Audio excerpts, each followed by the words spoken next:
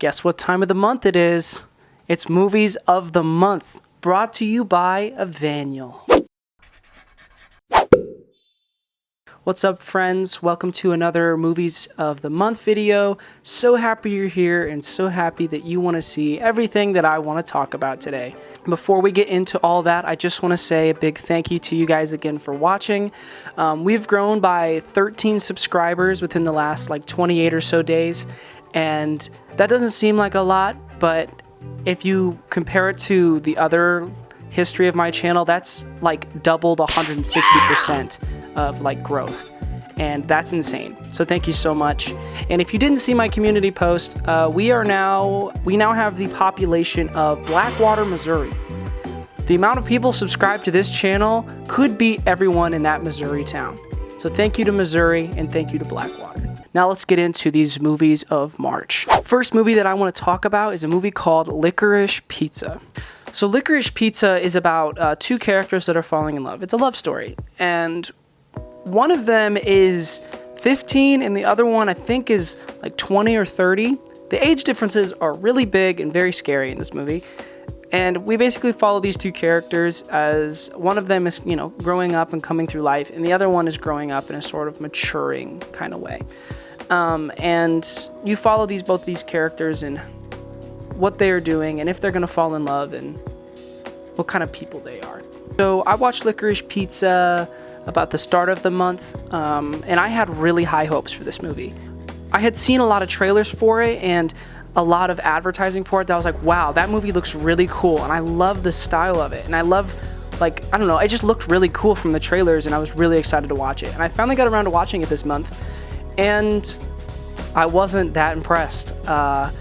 It had a great style. I loved the soundtrack and the music that accompanied that style and that cinematography that it had.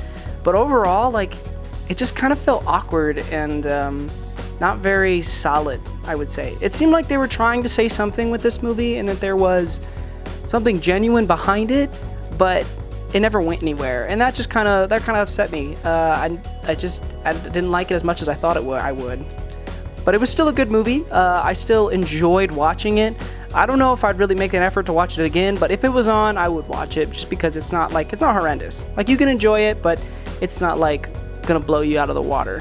Overall, I rated about 2 stars. It was an okay movie, and I just didn't get it, I guess. I could just be interpreting it wrong, and maybe the message just flew right over my head. So if any of you have seen this movie and want to give me your takes on it, leave that in the comment section down below. Tell me about how you thought of this movie and if you had any different interpretations than I did. And right along to the next movie is I watched All Quiet on the Western Front, an Oscar-nominated movie, and this movie was great. I had been meaning to get around to watch it because I knew it was nominated for an Oscar, and it won a couple. I think it won cinematography and then I think best foreign film as well. But it was really good. I was really surprised at how well it was executed and what they were trying to do. They had a vision and it came to light. All Quiet on the Western Front is a World War I movie based around the German soldiers and what they experienced in the war and the sort of totalities that you get and the extremities that come from war. We follow one character and his group of friends as they experience war firsthand and, the atrocities and the terror that they experience all around that. I thought the cinematography in this movie was insane. It definitely deserved the cinematography award because it just blew it out of the water. A lot of war movies do some crazy things, and I think one of the best ways to have your movie, especially if it's war themed, stand out is by the cinematography, and they did fantastic. Almost every shot you see in this movie is just so pleasing and so great to look at, and I just loved that. Now I only have 2 gripes with this movie, and that is the soundtrack and basically war movies as kind of a whole. With the soundtrack, it was good. It's really interesting, the brr, brr, brr, brr.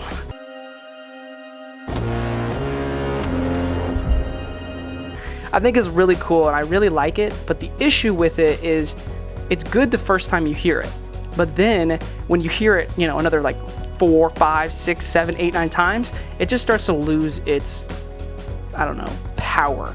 With war movies from World War II, World War I, we've done so many of those movies. Those movies have been just shattered into the ground, and they're good, but it's so easy to fall into like a pit of unoriginality. Just nothing that's like bringing nothing new to the table. And that's kind of where All Quiet on the Western Front falls in for me. It doesn't do anything different. It doesn't try anything new. It's just another typical war movie with, you know, that sheer like terror that comes with war and all that stuff. And I didn't see it do anything massively different. And one movie that I do think is my favorite war film of all time, and I do think goes above and beyond, is 1917. That movie is insane. They do the one-shot take, the master shot, where they hide these mystery cuts and they make it all look like one shot. I think that movie really stands out to me, at least in the war category of film. Overall, this movie is pretty good. 4 stars, definitely a really good film. I highly suggest you watch it if you enjoy war movies and you like that. This will tickle your fancy. The next movie I watched was called The Fable Men. I absolutely adore this film.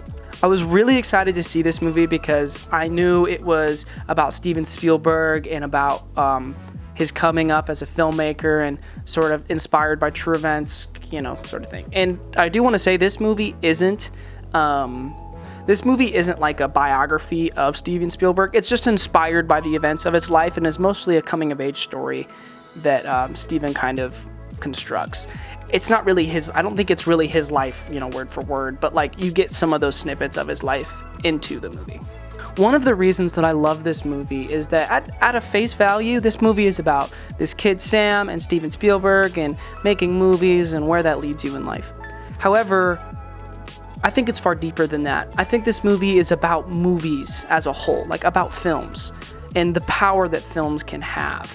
There's just so many scenes in this movie where you can see how film impacts certain people in different ways. And no matter what you do, people are going to be upset at your film, they're going to love your film, they're going to hate it. You will always have those totalities and those extremities when it comes with making movies or any art for that matter. This movie is about someone figuring that out and understanding the power of cinema. And I just love that. And that's something I can connect to and something that I can see. And I just love the way that it's portrayed in this movie. This movie is portrayed wonderfully, crafted incredibly, and I just love it. And it's definitely one of the greater movies that I watched in March, and definitely now one of my favorite movies of all time.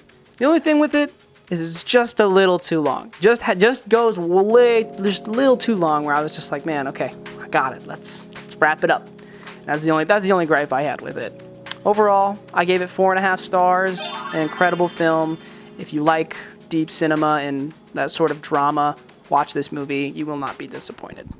And then now, finally, at our last movie series that I want to talk about. Last time I talked about the Harry Potter series, and this month I watched the Creed series, or the Creed Trilogy. And I gotta say, the Creed series blew me out of the water. It's really, really good. I remember watching Creed a long time ago, back when the first one came out, and I never watched the second one. And I always thought to myself, they were I didn't really care for them too much. But then again, I was so young and figuring things out that I just didn't really get a feel for it. But I finally got a chance to rewatch all of these movies when my buddy Christian, he goes by Steveson on YouTube, recommended them to me and said that they were really good. Also, shout out to Christian. If you guys get a chance, you should definitely follow him at Steveson on YouTube. He's super awesome. Watch some of his YouTube videos, especially his Arkham Knight series. Really, really good. Love that guy. Check him out. But I was just blown away by these movies. They tell a great story, and I think this is a good example of a successful reboot, because if you don't know, Creed is a sequel to Rocky, where it follows Apollo Creed's son from the Rocky movies. And we watch Creed try to live up to this name and figure out who he's going to be in this big world, and it's just so good. It tells a great story. And also, if you've never seen Rocky, that's okay, because neither have I. And I still love these movies. I thought they were incredible and still told a great story, even though I've never actually seen Rocky. But I still loved, what was crafted, what they did, and, what came out of it. In order, I think 2 is my favorite. I just love where 1 leaves off, and we take up Creed in the second one. The first one would be my second favorite, and the third being my last favorite.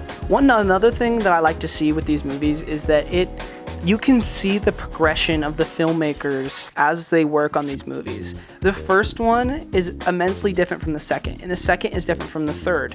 And you can see them getting better at techniques, like the fight scenes are so much better in the third one than they are in the first one. But all in all, they're all still so good, but you can see that progression live, and I love that. I love seeing filmmakers learn and try to be better and try to do something that they really enjoy. One of the reasons that I think 2 is the best is I just love the idea of fear that they play on in that movie.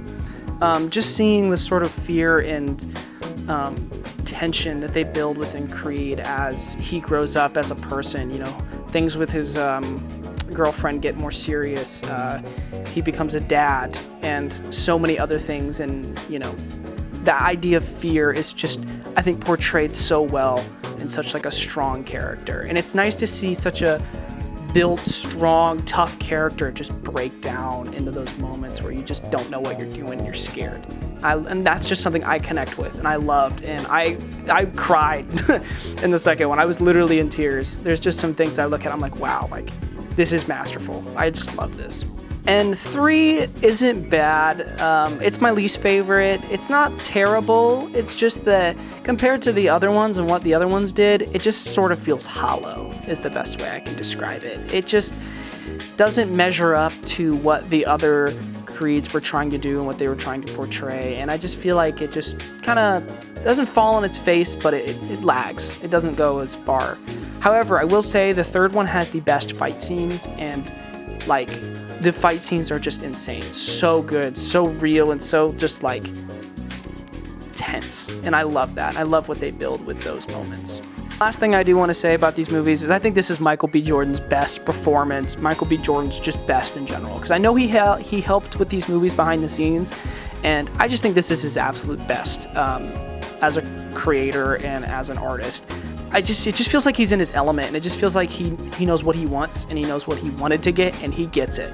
And I loved it. I loved what they did, and just overall, really, really good.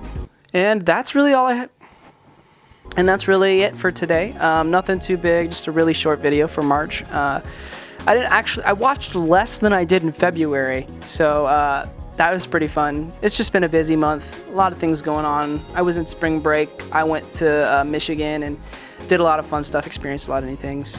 But I'm still working on stuff behind the scenes, trying to work on things. I have a short film that's in the progress right now, and I'm excited to get it done and show it to you guys. It's definitely going to be like a step in the right direction for me and what I want to do here in the future. But yeah, that's really all I have to say. I want to say thank you again for watching. Hope everyone has a wonderful day, and I will see you guys again in April. Have a great April, everyone. See you then. Peace out, y'all.